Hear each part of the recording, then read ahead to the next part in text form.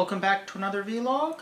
This is She-Ra, Season 1, I guess it's technically called Part 1, Episodes 1 and 2, The Sword, Parts 1 and 2. This is a commissioned vlog for Aleph Null. Thank you for backing. So I've actually watched this quite a few times at this point. I watched it myself. I kind of marathoned the series-ish over 2 days, I think. Then I watched it again with my girlfriend. We watched the series over 3 or 4 weeks probably, and we of course started with this. We actually watched it side by side with the 5-part premiere of the old She-Ra, just to kind of compare the two. Then I watched both of those again because I was commissioned to write an essay comparing them. And now I'm watching them again because I was commissioned to do a vlog for them. It's a good thing they're as good as they are. They actually stand up pretty well to repeated viewing.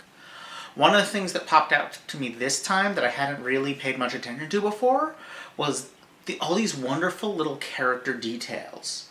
Like, the one that really jumped out at me was one of the first times we see Bo.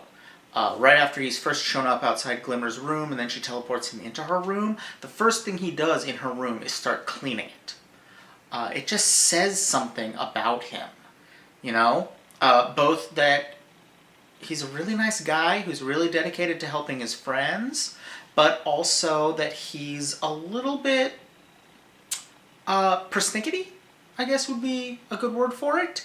He likes things safe and tidy and clear, and if they're not, he will try to put that right.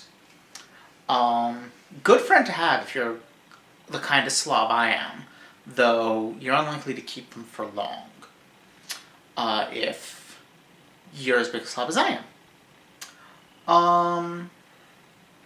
But that little touch was really good. There's some moments of interaction with the facial expressions with him and Glimmer. There's a moment in the second episode, fairly near the end, where she's kind of despairing about how all her decisions have been bad and this, everything that's gone wrong in these 2 episodes has been her fault. And he grabs her face to look him in the eyes while he talks to her and tells her that, she's better than that. And she gets this expression where, like, her cheeks bulge out and her eyes get huge. It's a hard expression to quite qualify what it actually is, but it's very Glimmer. The whole festival montage, Adora's eyes getting huge and sparkly, almost like an anime version of the Steven Universe giant star eyes. That's, again, like, great characterization through animation throughout the whole series, and these 2 episodes in particular.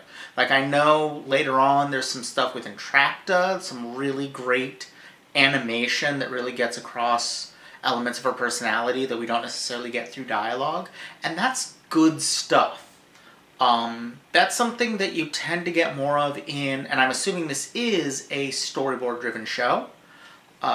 Basically, some shows have a writer who writes the episode and then animators animate it based on that writing. Batman the Animated Series was done that way. And you can get great shows that way. But on the other hand, the other way to do it, and one that's become much more common in the 2010s, is storyboard-driven, where the person writing the episode does so through the creation of storyboards, as opposed to somebody writing it first, and then you make storyboards, and then you animate.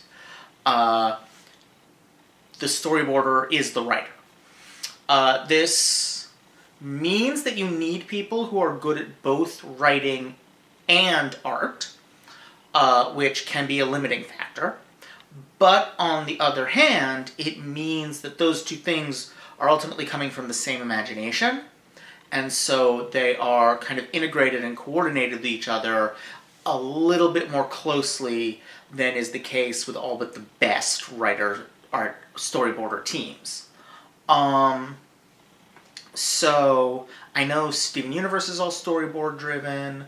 I believe Adventure Time was storyboard driven. And I'm guessing that this is just from the attention to detail and animation. That really comes across. Either the people writing it are coordinating very closely with the storyboarders, or the storyboarders have a really good grasp of the characters, or the writers are writing their scripts at a ridiculous level of specificity about tiny character gestures. All possibilities. I don't actually know. I haven't looked that closely at the credits. Regardless, it's good. So, that's all really good stuff.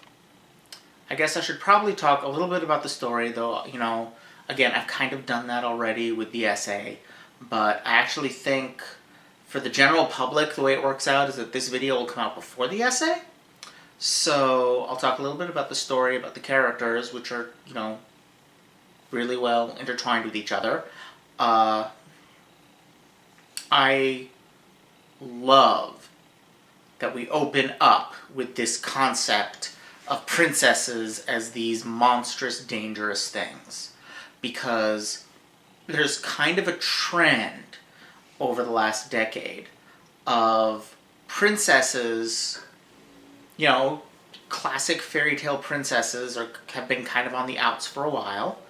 And so there's been this trend of treating princesses, instead of as this hereditary title of nobility who exists basically to be married off, instead they're treated as roughly the equivalent of archmage. That the title means basically person of terrifying magical power. This is in part, I suspect, the influence of magical girl shows. Most magical girls aren't princesses, but enough of them are that I could see that influencing it. But I think also it's just kind of the natural direction to go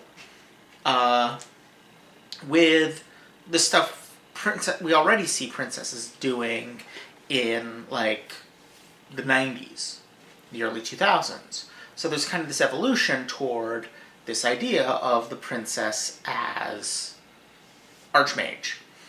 You see it, that's definitely what the word princess means in My Little Pony now. To an extent, princess means something closer to its traditional meaning in Adventure Time, but you do see a few princesses that are beings of immense power. Notably, all of the elementals except one are princesses.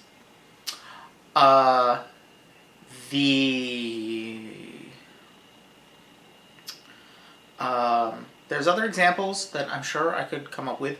You get the other way too, the princess who happens to also be magically very powerful, like Elsa from Frozen, or, depending on how you look at it, Rapunzel from Tangled.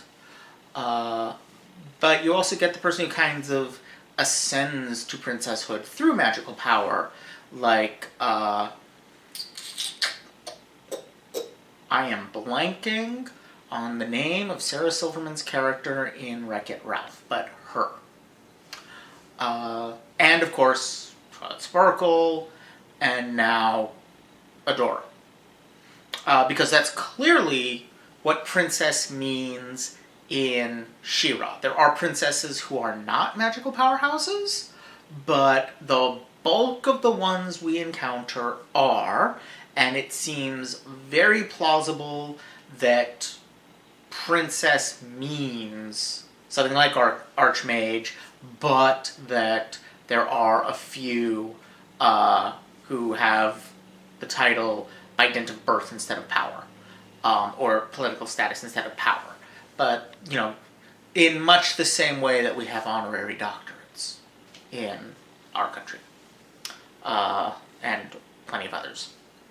So, I like that concept, and I like that She-Ra starts out by kind of turning it on its head, by saying, okay, if the word princess means archmage to the good guys, what does that look like to the bad guys? And of course the answer is that princesses are terrifying.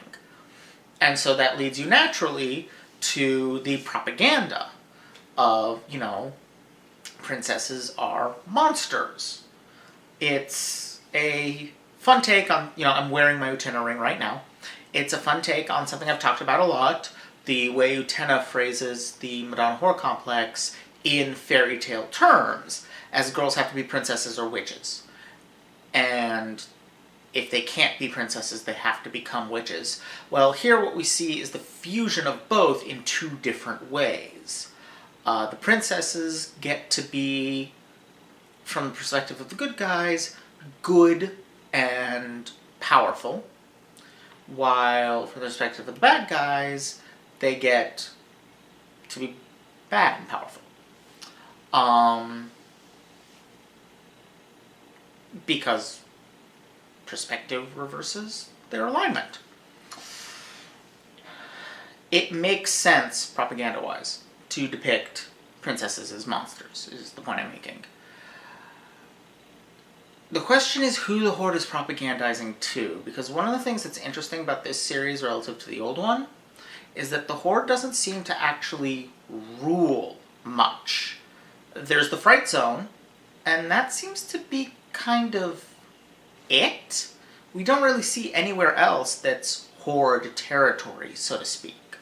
One of the things the old series did in its premiere movie was establish that the Horde is in fact in power by having, you know, Horde soldiers come into this medieval tavern adventure starting bar, and being treated with deference and fear by everyone there. The Horde ruled most of Etheria, and a small rebellion against them, centered on Bright Moon, was fighting. Here, in the new series, the Horde functions much more like invaders. They are, in fact, straight-up invaders. We learned that in a later episode. But the rest of the planet doesn't appear to be theirs yet. They're still fighting back. So it's not a rebellion so much as it is a defense against invaders from without, which is interestingly different. Honestly, the use of the word rebellion there is kind of interesting, because I think rebellion has almost come to mean militarized force of good guys. You know? Even when it's not actually a rebellion. And it's very interesting that this major contemporary work for children is framing resistance against an invader as rebellion against authority. There's kind of two different ways to go with it. I think I prefer reading it as kind of an anti-imperialist thing. That, you know, when a big, powerful, militarized invader comes in and starts, you know, destroying villages, those are the bad guys. And the people resisting them, probably the good guys. At least insofar as good guys are a thing. And so, you know, when it's our country doing the sending in powerful militarized forces against people who stand no chance against them and destroying entire villages, etc., that's probably not us being the good guys. I mean, I think that's obvious to most of the people watching this channel, but maybe not to the target audience of She-Ra, which I have to assume is half the target audience is, children, and the other half is nostalgic 30-somethings. That being who would have been kids when the original She-Ra came out. So yeah. And I think most 30-somethings who are nostalgic for the 80s, probably not that politically informed.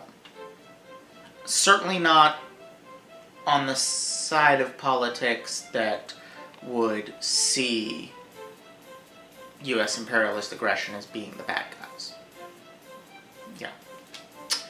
Anyway, these are a great couple episodes. I really liked them. Definitely, for those of you who are seeing this when it becomes free on YouTube, do check out my essay when it comes out. I have a lot to say about comparing this to the old series, and about some of the influences impacting it. And otherwise, I hope y'all enjoyed this. That's about it. Thank you for watching. Don't forget to like, comment, subscribe. Check out my Patreon for early access to vlogs, Let's Plays, essays, and more. And hopefully I'll see y'all next time. Bye!